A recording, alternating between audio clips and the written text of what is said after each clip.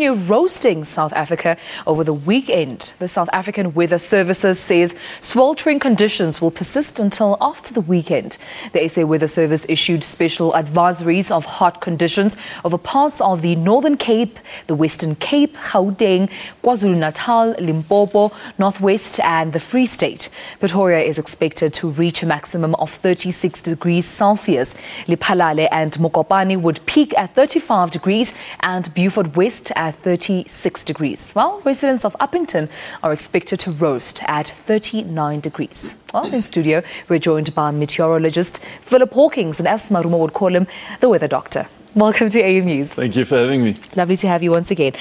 We've been experiencing a heatwave in Gauteng and, of course, surrounding areas. We've been complaining about mosquitoes. We've been complaining about hot temperatures. But what is a heatwave, first and foremost? Well, a heatwave is generally accepted to be a period of 3 days or more in which the maximum temperatures for those consecutive days is at least 5 degrees higher than the seasonal maximum temperatures average. So what we're experiencing now is a few consecutive days that have been at least 5 degrees warmer in some parts. Upington, for instance, 41 degrees maximums, things like that. Hectic. And that's why it's a heat wave. But what causes the heat wave? Is it anything to do with humans and how we I don't know, how we waste?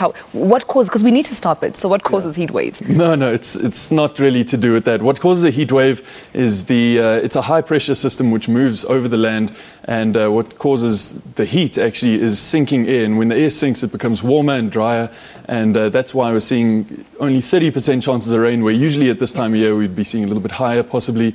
In some places, no rain at all. There's been a lot less rain than we've seen, and that's all caused by these high pressure systems which move over the country, cause the air to move down rather than up. And upwards moving air is called convection, and that's what causes cloud cover. So now you get a situation where you have less cloud cover than you did before. The sun is baking the earth, it's getting even warmer, and it's constantly getting warmer and warmer. And that's what a heat wave is. That's what causes it to get so hot. And I'm sure we can only expect it during summer. Are there chances of expecting it during autumn, spring, or is it just a summer condition that we should expect? Spring and summer, yeah. Okay. Autumn would be very unusual. It may or may not happen in autumn. It's not too common for this type of thing to happen because high pressure cells move a lot slower than low pressure cells do. We see low pressure systems moving across all the time in the form of cold fronts, things like that. High pressure systems move very slowly, and so that's why you get these heat waves which last a few days, even a few weeks sometimes. And are these conditions unusual, Philip, or do they happen in cases whereby there's extreme global warming? But are they usual or unusual conditions? Look, global warming has, some people theorize that it's global warming causes it, but the truth of it is it happens. It's always going to happen. It always has happened. Heat waves at this time of year, no, not uncommon at all. And this is not to say that it's the last one before we get into the autumn and winter periods. So really? It may well happen again. It may continue.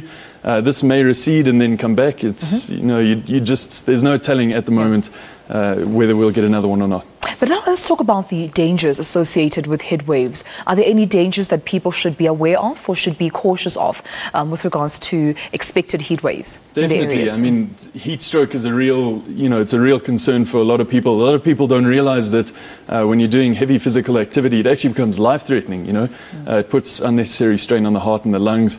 And, of course, a lot of people leave their children in their cars unattended with the windows just cracked. That's really not enough because the heat just builds up in the car. It's not enough for the hot air to escape. That's a very real danger as well. Pets, same situation. And then, of course, you get damage to things like crops. Crops wilt in the heat. Certain types of crops just can't handle it. And then you get infrastructural damage and things like that. And how can people then mitigate the effects? Well, stay indoors and in the shade as much as you can. I mean, remember that the temperatures that we're quoting when we forecast all of this, that's all done in the shade. So if it's 41 degrees in the shade, it's going to be absolutely sweltering in the sun. It's going to be a few degrees hotter than that in the sun. So definitely stay in the shade, if you have a pool, get down to that. That's always good. The sea, just any water cool you down, things like that. But mainly stay out of the sun. And I think one thing, or the most common thing that people usually complain about during this heat wave is the mosquitoes. I was just telling you before the interview that if there's one thing I want a tip on, is the buzzing mosquitoes like in my ear. And what can people do to sort of like treat or try and minimize mosquitoes or any other bugs during this heat wave? Well, I mean, mosquitoes, they breed in stagnant water. So first things first, get rid of all the stagnant water you possibly can. I mean, ponds and things you can't do too much about. But, don't leave water in buckets. They'll breed in that and then they get all around you. But, I mean, other than that, peaceful sleep and wait for autumn for it to get a little bit cooler. Absolutely. My director's just laughing in my ear asking me, you want to treat mosquitoes? Yes, I want to treat mosquitoes. But that's how bad and irritating they are. Who doesn't want to treat mosquitoes? Yeah. But thank you so much, Philip Hawkins, of course, our meteorologist, just updating us and giving us more tips, of course, on how to expect, or how to rather treat, treat heat waves and how to expect them in future. Sure. Thank you so much, Philip.